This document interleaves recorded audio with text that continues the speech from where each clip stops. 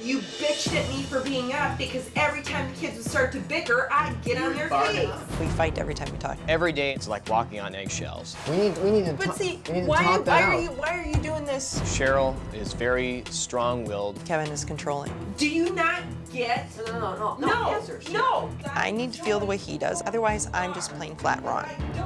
I give in because I'm tired, I'm exhausted, and it's not worth the effort. This last week, we had one of the worst fights we ever had. Cheryl got home at 4 in the morning after being out with some of her friends.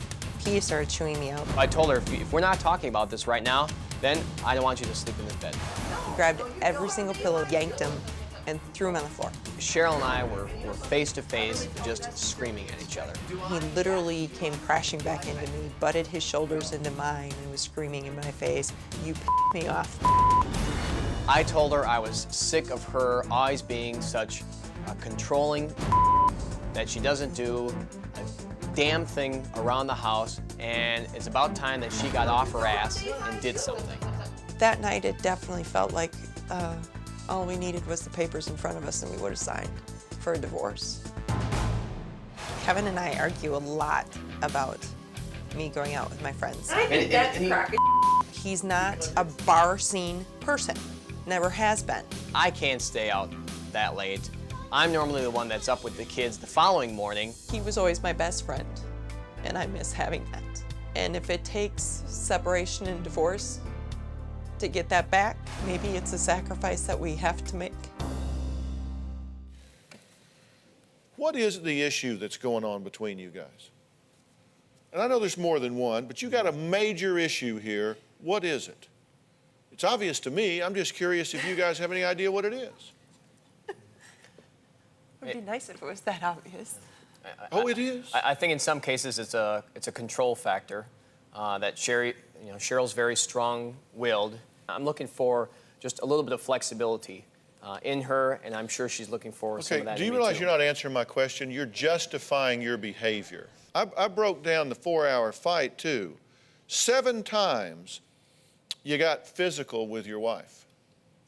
You threw her pillows on the floor, yanked it out from under her head, had a tug-of-war over the blankets, threw her to the floor, kicked her feet out, pushed her off the bed, got in her face, pinned her in a corner, and butted your shoulders up against her. Now, are you going to tell me that that's just I tend to be a little too controlling?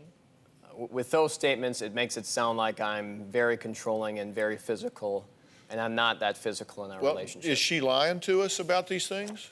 Did I read those correctly? I don't want to deal with fiction here. I want to deal with fact. It wasn't as extreme as what those items are.